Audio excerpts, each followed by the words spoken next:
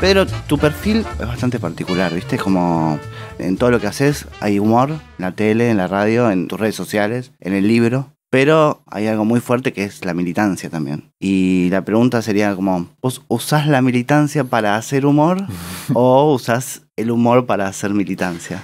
Creo que sin duda la segunda, porque la política llegó a mi vida antes que el humor, ¿no? Y el humor llegó en un momento de incertidumbre política, de incertidumbre discursiva, cuando empezábamos a ver, o todavía no queríamos asumir, que se estaba yendo toda la mierda, y que la solemnidad para abordar esos temas quizás, bueno, te imponía ciertos límites que el humor rompía, ¿no? Mi primera incursión personal en el humor fue a través de las redes sociales, con un personaje que lo seguían personas que no pensaban como yo, como Pedro, digamos, ¿no? Y el pibe trosco, que era este personaje, bueno, tampoco es que era exactamente una burla a los troscos, pero había gente de izquierda que podía divertirse, había gente de derecha que podía divertirse, había periodistas de TN que lo recomendaban. Y encontré en ese momento, yo era bastante más chico, tenía 22 años, la potencia del humor, ¿no? La potencia del humor para hacer política. Y es algo que no quiero abandonar, digamos, si entiendo el humor como una herramienta, que yo la entiendo de ratos como eso, aunque también es un lugar, ¿no? Yo escucho mucho estos podcasts y también es como un mundo, un lugar habitado por gente, el humor, la comedia. Y yo un poco en ese lugar soy turista, digamos, ¿no? Soy extranjero, no vengo 15 días tampoco, no es que vengo a pasar las vacaciones, por ahí me toca alquilar un departamento y aprender alguna de las costumbres de la gente que vive acá, porque es un lugar donde voy a habitar mucho tiempo, pero no me quiero quedar a vivir. Ahora sí quiero usar la herramienta, digamos, porque es muy potente y también por una cosa necesaria, digamos, psicológicamente, si se quiere, de reírnos un poquito, ¿no? De nosotros, que es fundamental, y de la realidad cuando se vuelve abrumadora, digamos. O sea, querés usar los amenities. Claro. Sería algo así. Exacto. Pienso que también, como tu proceso es primero la política y después te acercas al humor, tuviste como que aprender cuestiones técnicas del humor. Mira, es lo que más me falta, ¿no? Y es lo que tengo que desarrollar, porque efectivamente me encontré con eso una vez llegado a este lugar, ¿no? Que obviamente que hay técnicas, que hay momentos para rematar, que hay construcciones de sentido que se van desarrollando, y me falta, digamos, ¿no? Yo no, como humorista, no tengo muy desarrollada la técnica, y veo a los grandes humoristas, ¿viste? Lo veo, por ejemplo, hay un video que me gusta mucho de, siempre pronuncio mal el apellido, José Luis Gioia. Gioia. José Luis creo que es bueno, bien. Sí. Es un video de una presentación que hizo él en Viña del Mar. Sí, totalmente, sí. Bueno, eso a mí me parece como el sumum del oficio, ¿viste? Un chabón que sale que sin decir nada ya tiene el público en contra, algo totalmente inverso a lo que me pasa a mí cuando salgo, que ya tengo el público a favor. Y es imposible hacer reír a alguien que no se quiere reír, o sea, alguien que te desprecia, no que no se quiere reír, digamos, ¿no? Y el chabón lo reputean, lo chiflan. Él se recalienta, dice algo así como van a tener que chiflar mucho para pagar tantos años de aplauso. Se pone a cantar algo que, entiendo yo, no formaba parte de su rutina. Canta de puta madre, se gana un par de aplausos y se va, como diciendo, váyanse a cagar. Hay algo ahí del humorista que a mí me falta aprender porque también me llegó un poco sin querer, ¿no? Yo escucho, y no solo acá, sino también los leo y conozco las historias de muchos pibes que hacen stand-up y que arrancaron en bares para 6 personas. No sé, lo escuchaba el de Grego, un pibe que llenó el Luna Park. El Gran Rex. El Gran Rex, perdón. Sí. Y que contaba que estuvo un año entero haciendo su show para 6 personas. Bueno, seguramente ahí desarrolló mucho la técnica, ¿no? En el caso mío pasó a la inversa. Yo la primera vez que salí a un escenario, la sala estaba llena, ¿viste? Porque venía de la tele y porque tenía que ver con el navarrismo y con el kirchnerismo sunita, digamos, que es muy leal. Y tuve que esperar un año para tener una sala vacía, digamos, ¿no? Cuando hice temporada de Mar del Plata. Y ahí uno también, bueno, entiende que está desarrollando un oficio y que tiene que aprender y mejorar. Y para eso trato de ver videos y de formarme y de imitar también lo que hacen los grandes humoristas, ¿no? Mencionaste al pibe Trosco y pensaba cómo cambió desde ese tiempo hasta ahora. ¿Ese qué año fue? Fue 2012. 2012. Y pienso que el pibe Trosco lo tenía bastante de punto a Ricardito Alfonsín, me acuerdo. Sí. Y hoy es el embajador argentino en España de un gobierno peronista. Sí. ¿Cómo ves ese cambio? Porque cambió el humor y cambió también la mirada tuya de la política, me imagino. Sí, obvio, afortunadamente, ¿no? Me interesa más desarrollar ese costado que el otro, ¿no? O sea, y tratar de entender la política y de tener un análisis que más o menos me sirva para comprender el lugar donde vivo. Y te decía al principio que el pibe Trosco surgió en un momento en el cual se empezó a ir toda la mierda y me pasaban dos cosas. Yo no advertía que se estaba yendo toda la mierda o hacía todo lo posible para no advertirlo.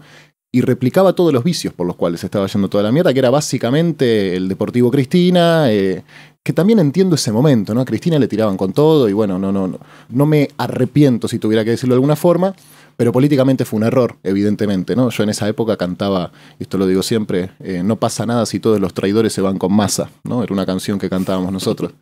Y la verdad que hoy lo repaso y digo, ¿cómo uno puede celebrar que alguien se aleje de su espacio político, no? Es algo que nunca más en la vida me puede pasar. Se están yendo todos y no pasa nada. Y pasó, amigo, pasó, porque en el 2013 perdimos, en el 2015 también, y lo que pasó después fue un poco consecuencia de eso. No digo, fuimos nosotros, que también para eso sirve el humor, ¿no? Para no autoflagelarme y decir, ¿cómo fuimos responsables de esto? Que sí, obvio, fuimos responsables, como no solamente, pero bueno, decir, y bueno, sí, qué sé yo, nos pasó, perdón, mala mía. Y con el trotskismo también, digo, como que con el tiempo me da la sensación que es menor la burla desde ese momento del pibe Trotsko ahora. Bueno, la diferencia con el pibe Trotsko y ahora también es que en ese momento yo lo hacía solo. Y ahora, como te comentaba hace un ratito, trabajo con 2 personas que me ayudan un poco también a orientar mi línea y a no comerme la curva de que lo que pienso está bien, ¿no? Y la izquierda fue un objeto de burla muy poco tiempo, digamos, pero yo entendía erróneamente que la discusión era con ellos, ¿no? No es que yo pensaba que a Cristina le iba a suceder un gobierno de izquierda, pero sí que la tensión política iba a ser con ellos. Imagínate lo perdido que estaba, ¿no? O sea, cómo no veía y repaso mis posteos de Facebook y no la vi, pero no sé, creo que hasta el día que sucedió finalmente. O sea, hasta un día antes del balotaje, lo cuento en el libro. Y eso es verdad, boludo. Esa historia, la de... Bueno, le cambié un poco los nombres. Creo que en el libro se llama Gabriel y en realidad se llama Gonzalo. Pero es cierto, yo el 24 de octubre del 2015, un día antes de las elecciones, me encontré con un pibe que me dijo que iba a haber balotaje y yo le pegué un descanso como diciendo, flaco, no sé en qué país vivís, ¿viste? ¿Cómo se decir que Vidal le va a ganar a Aníbal Fernández? ¿En qué cabeza cabe, viste? Y lo repaso y digo, qué descanso, que era yo, ¿viste? Y después al tiempo me lo crucé al pibe y fue bastante más amable de lo que podría haber sido, la verdad, fue bastante gentil. Igual, digo, sacándote como el peso, pero también el público que te leía en ese momento, el público más kirchnerista ortodoxo, digamos, estaba alineado en eso. Digo, la respuesta del público hacia vos también iba por ese lado. No es que vos estabas como un loco solo. Sí, había sectores, ¿no? O sea, desde los compañeros militantes y no los tuiteros K, siempre generó como un poco de ruido, ¿viste? Porque el militante no ve al militante de izquierda como un adversario, ¿viste? Como un enemigo. Sí hay tensiones y hay disputas, pero básicamente estamos en contra de lo mismo a grandes rasgos y queremos cosas parecidas a grandes rasgos. Cuando gobierna la derecha, nos encontramos en todos lados y cuando gobernamos nosotros, bueno, sí, a veces nos puteás porque sí, dale, flaco, a nosotros nos venís a decir esto. Pero siempre hubo compañeros que me criticaban y a mí esa era y es la discusión que más me interesa, ¿viste? Con los compañeros, con los que forman parte de mi espacio político, porque al fin y al cabo lo que yo trato de hacer es un aporte político. Esa es la discusión que más me interesa. ¿Y es más importante el mensaje que das que el chiste? Sí.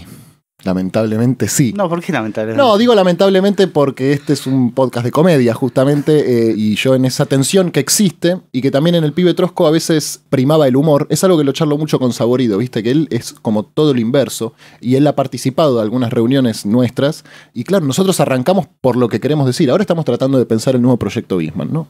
Y no sabemos para dónde ir realmente, porque es una coyuntura difícil, un escenario muy abierto, que es difícil interpretar, y para representar algo primero tenés que poder interpretarlo, y durante el macrismo eso fue muy fácil, ¿no? Era, bueno, nada, tenemos este villano facilísimo, tenemos mucha gente que lo desprecia, tenemos pocos espacios donde ese desprecio puede manifestarse, y el teatro explotaba. Y ahora pasa algo que es que a Macri lo putea todo el mundo. Ya no es, entre comillas, riesgoso, irreverente putear a Macri, porque lo hace Majul, porque lo hace Feynman. Entonces yo voy a salir al escenario, voy a putear a Macri y generará alguna mueca en algún nostálgico, algún aplauso tímido, pero no va a generar ese fervor, digamos. Entonces sí, tengo que encontrar qué es lo que quiero decir en este momento y me está costando bastante. Lo nombraste Saborido y en el prólogo de tu libro Pedro dice algo que es muy lindo, que dice que vos te reís de lo que querés derrotar. Sí, muy lindo. Es precioso. Y diría como, bueno, ya derrotaste lo que querías derrotar. Terrible. Y ahí me di cuenta que no quería, no lo quiero tan derrotado. Que para trabajarlo necesito un poco vivo, ¿viste? E incluso, bueno, es algo que también al macrismo le pasó, ¿no? O sea, cuando estuvo contra las cuerdas, ¿qué pedía, por favor? Subí la Cristina, ¿viste? Subí la Cristina al ring. Y este es un momento en el cual veo que nos peleamos por si son presos políticos, detenciones arbitrarias, por si el aborto sí, el aborto no, y digo, loco, subilo a Macri al ring urgente porque vamos a arrancar a los tiros entre nosotros, que es lo que pasa cuando no tenés oposición, que es lo que nos pasó después del 2011. En el 2011 Cristina saca 55 puntos y el que sale segundo, que era Hermes Wiener, una persona totalmente olvidada, sacó 14. O sea, había 40 puntos de diferencia. ¿Y qué pasó? Y nos empezamos a pelear con actores no políticos. El opositor principal en el 2012 fue la Nata. Y ese camino nos llevó a la derrota, porque no había una articulación política del otro lado, o sí la había, pero era, digamos, subterránea. Y vos peleándote contra un periodista vas a perder siempre, digamos. Y eso fue un problema. Hacías la comparación con lo de Gioia en Viña del Mar, que tenía todo el público en contra, y decís que cuando vos vas al teatro, ya per se el público te quiere, digamos. Pensaba mucho en eso y me flashaba eso cuando lo escuchaba a Hugo Arana. Sí. Y ahí también es cuando digo yo soy un turista acá, porque Hugo Arana decía algo que cuando yo lo escuchaba decía, loco, tiene razón, cuando la gente aplaude, ni bien sale el actor al escenario. Que es cierto, pasa en determinadas obras, ¿no? En el Teatro San Martín no pasa, pero en la calle Corrientes, bueno, San Martín en la calle Corrientes, pero me refiero a Lola Membrive, sí. Pasa un poco más, digamos. Vas a ver las obras de Nico Cabré y cuando Nico Cabré sale al escenario la gente aplaude a Nico Cabré, obvio, no al personaje, porque todavía no lo conocen. Y con Susana Jiménez pasa lo mismo, y a mí me pasa la inversa, y para mí es muy lindo y muy cálido, y casi te diría necesario ese aplauso cuando salgo, y te puedo decir que hubo una sola vez que no me pasó, y lo recuerdo, digamos. El 5 de mayo del 2018 tuvimos función en Canning, y fue la única vez que cuando salí así a iniciar el show, no me aplaudió nadie. Y dije, uy, loco, qué bajón. Y la verdad que ahí está el oficio también, ¿no? De decir, bueno, no, flaco, ganátelo, ¿viste? No me lo gané al final de ese día.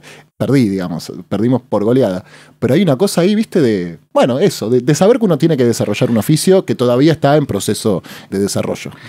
Y con lo del teatro lleno, digo, pienso también que es algo que me pregunto a mí, digo, cuando vos le hablás a un público determinado, que tiene cierta afinidad con tu línea ideológica, con tu pensamiento, y también tiene un techo eso, digamos, en el sentido de que hay 100 peronistas, digamos, les hablas a esos 100, y a partir del 101 ya, a ese tipo ya no le hablas. Sí. Digo, la pregunta es como, ¿no te interesa hacer reír a todos? La verdad que no, o sea, no es que no me interesa, no lo creo posible. Me parece que todos le hablan un segmento, digamos, hay como una idea de que los kirchneristas somos un segmento, los macristas son un segmento y los que no son ni macristas ni kirchneristas son como el mundo libre.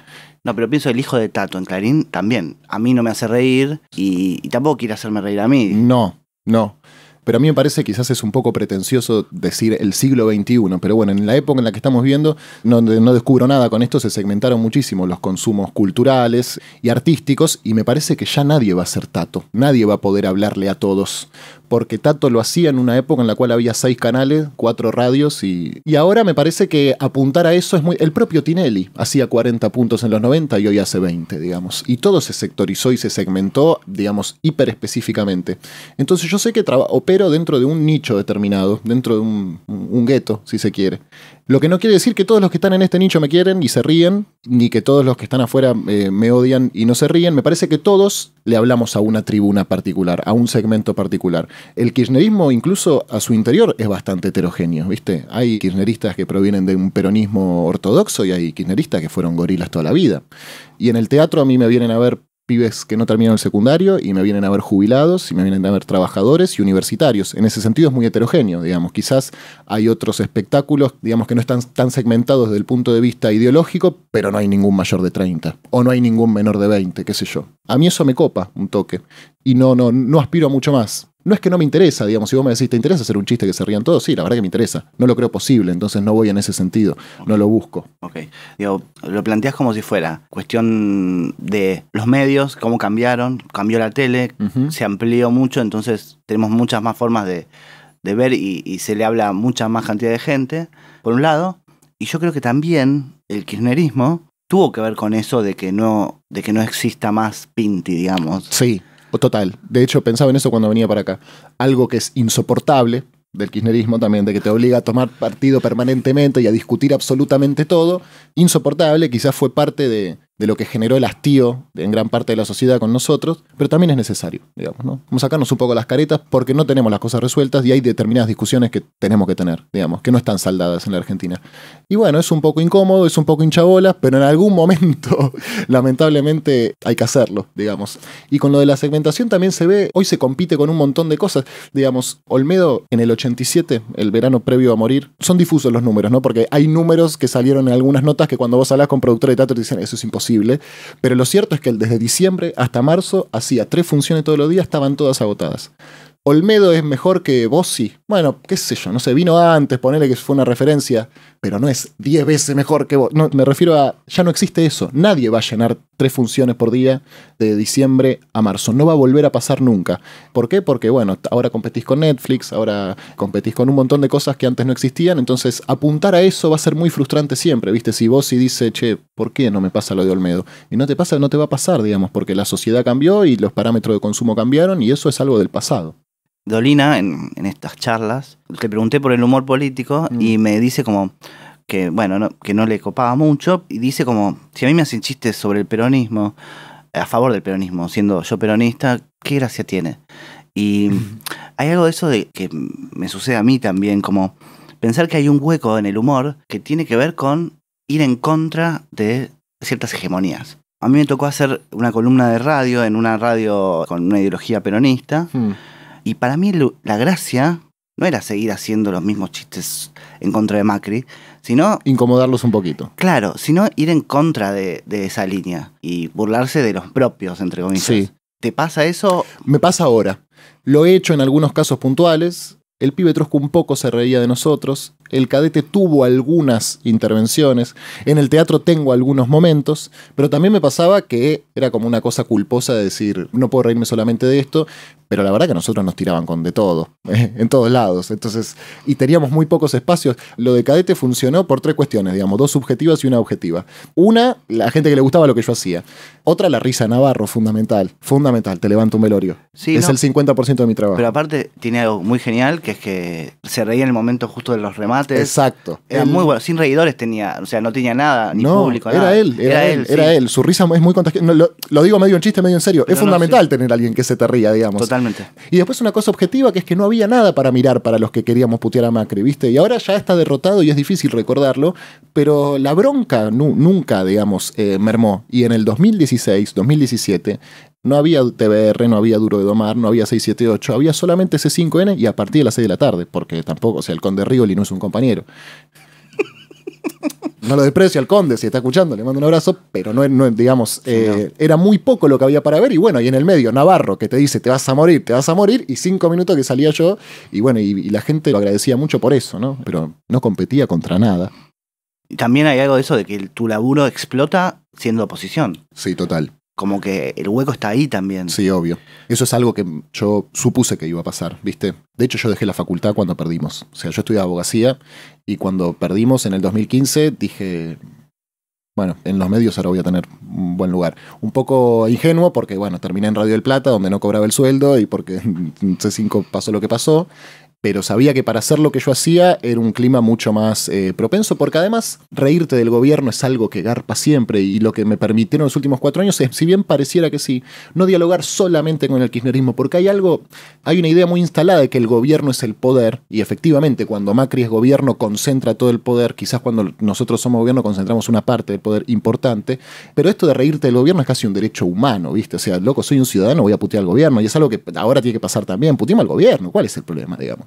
Y sí, para hacer humor político la oposición es un lugar mucho más cómodo. Para hacer política la oposición es, ¿viste? Es tirar piedras. Ahora, ¿viste? Nos enfrentamos a cada problema y yo digo, uy, qué fácil que era antes. Pero bueno, también para muchos argentinos era muy difícil desde otro punto de vista.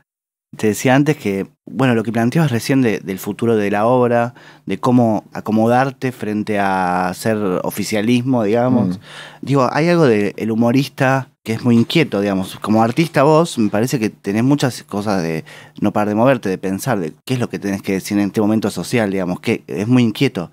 Y el militante, por lo menos una idea mía, es más estanco, digamos, tiene las ideas un poco más firmes y se mueve dentro de ciertas avenidas y es menos inquieto en ese sentido. No sé si estás de acuerdo. Entiendo a dónde vas, trato de contradecirte simplemente para enriquecer la charla. Digamos, el militante también, si bien es cierto que se mueve dentro de ciertos parámetros, también es cierto que se hace un montón de preguntas, ¿no? Y que cuando nosotros decidimos no ser librepensadores, lo decidimos pensando libremente, ¿no? De alguna forma, Claro. nadie nos apunta con una pistola y dice te tenés que hacer kirchnerista. Es cierto que yo soy muy inquieto y eso es algo que a mí me gusta y que también es un poco desesperante para organizar el trabajo.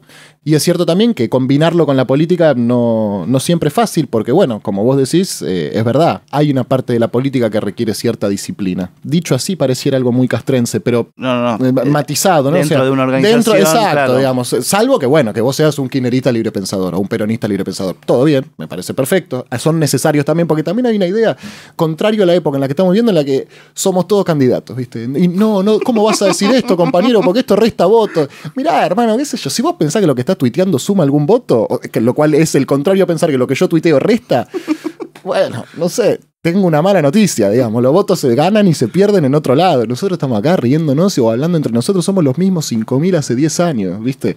Y no creo que pase por ahí, digamos, ¿no? No creo que yo gane o pierda ningún voto en los ámbitos en los cuales me desarrollo.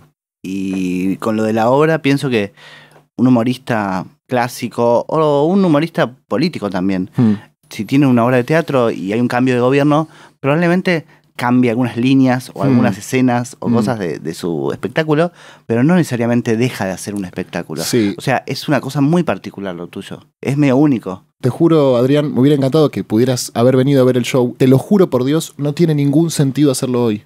No te reirías de absolutamente nada, salvo algunas cosas muy puntuales y específicas, pero es algo que quedó totalmente fuera de época, ¿viste? Y pasó hace 2 meses, boludo. O sea, en noviembre la gente se cagaba de risa.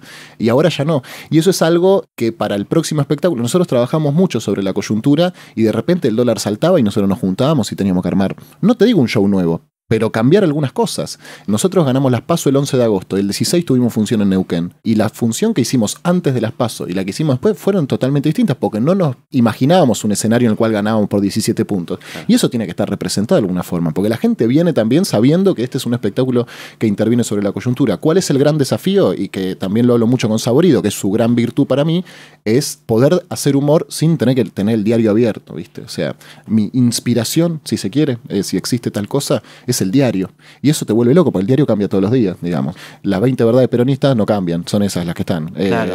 Digamos, el peronismo va cambiando, obviamente, se transforma, muta, avanza, evoluciona, pero hay determinadas cuestiones que tienen que ver con el peronismo, con lo cual uno puede satirizar hoy y puede satirizar hace 20 años. Creo que el gran desafío que tengo como humorista es poder no escaparle a la coyuntura, pero sí abordarla desde un lugar un poco más general y que mi principal virtud no sea que soy kirchnerista, digamos, ¿no? O sea, eso ni hablar. O sea, por eso te digo, hay técnicas que uno tiene que desarrollar y que ir formándose y yo soy mejor militante que humorista, pero yo trabajo con el humor y quiero ser mejor, digamos, y quiero aprender y por eso, bueno, te lo dije afuera del aire, estos los escuché todos porque es una institución la comedia también, ¿no? Y es un lugar y hay determinadas personas que lo habitan y que son referentes. Algunos te pueden gustar más, algunos te pueden gustar menos, pero de todos hay algo para aprender, seguro. A mí que me interesa vivir en este lugar un tiempo. ¿Y qué cosas te causan gracia o que podrías reírte del peronismo? Hay varias cosas, ¿no? Cierta solemnidad, ¿no? Me gusta mucho y me causa mucha gracia las críticas para adentro, compañero. ¿Dónde es ese lugar? ¿Dónde está? Se juntan a criticar, claro, ¿dónde nos juntan? Decime, digamos, yo tengo el Instagram abierto y se me va, ¿viste? No, las críticas para los trapitos. Puede ser, no sé, sí. Entre Massa y Cristina, está bien, digamos, que se peleen adentro, ¿no? Que se junten en un cuarto y se critiquen o se digan lo que se tienen que decir. Ahora, yo tengo que ir al PJ para hacer una crítica. No sé dónde es eso, ¿viste? Y eso se dice mucho, ¿viste? No, compañero, la crítica adentro. Bueno, o esto, ¿viste? De piantar o ganar votos en Twitter. Bueno, me parece que no, ¿viste? O sea, Claro, no pasa nada. no estamos ganando ningún voto, por lo tanto, quédate tranquilo que no estamos perdiendo ninguno, ¿viste? Como si un peronista hizo una barbaridad, está piantando un voto. ¿Qué sé yo? No sé, ¿viste? Los macristas dicen cualquier cosa y ganaron un montón de elecciones y de votos ahí diciendo sus barbaridades. Y el humor es buenísimo para eso. Eso es muy aliviador, ¿viste? Transitar el peronismo con humor es mucho mejor que transitarlo con solemnidad. Y más para mi generación, ¿viste? Que que no se casa con la doctrina justicialista. O sea, yo me formé políticamente ya, bueno, no sé, tengo 30, ¿no? Me arranqué a hinchar los huevos con esto de los 18, con una idea muy siglo XX de la política, ¿viste? De la política, del peronismo. Necesario, ¿no? Tener una base para poder después desarmarla. Pero ahora veo que el piberío, incluso el piberío peronista, se encuadra más en torno a demandas que a un partido, ¿no? Lo cual es un problema social de esta época. Me gustaría que fuese distinto, pero me parece que es así, ¿no? Que hay un montón de pibes que votaron a Alberto y que en enero o en diciembre, cuando fue lo del agua en Mendoza, lo estaban puteando en colores sin ningún problema. Y por ahí son pibes que hacen la B y que cantan la marcha. Y está bueno que pase eso, me parece. Pero no tanto. ¿Y podés trazar una línea? Yo creo que lo hablé con Saborido también, pero como de un tipo de humor peronista. Una línea... Me parece que no, me gusta más el humor nacional, digamos, ¿no? O sea, el humor argentino, donde sí veo una línea. Porque yo podría hablarte de Discépolo, por ejemplo, que no era exactamente un humorista, pero apelaba a la comedia de alguna forma, y a la sátira de alguna forma, y a la ironía. Y Fontana Rosa, digamos. O sea, hay una línea de humor argentino que a mí me interpela mucho más que lo que puede ser el humor político de un yanqui, por ejemplo. Cuando yo te hablo de que a mí me interesa desarrollarme y estudiar y aprender, me gusta mucho más ver a los cordobeses que cuentan chistes que a los estandaperos de Estados Unidos. Básicamente porque a mí me interesa también ver cómo se representa una realidad en un escenario y la realidad que tienen que representar ellos es totalmente distinta y reírse de las cosas que se ríen ellos por ahí acá no es tan irreverente, ¿viste? Por ahí en Estados Unidos hacer joder a la iglesia es contracultural. Acá no me parece tanto, ¿viste? A mí me parece un caramelito progresista en el cual sabemos nosotros que está todo bien, pero no representa lo mismo la iglesia acá que en Estados Unidos, ¿viste? Digo la iglesia como un caso paradigmático. Entonces yo me siento parte de una identidad argentina en lo que hace al humor, ¿viste? Porque Fontana Rosa no sé si era peronista, no me interesa, no lo sé. No me consta, no lo sé realmente, o sea, supongo que no. O un toque sí, como todo, Sí. ¿viste?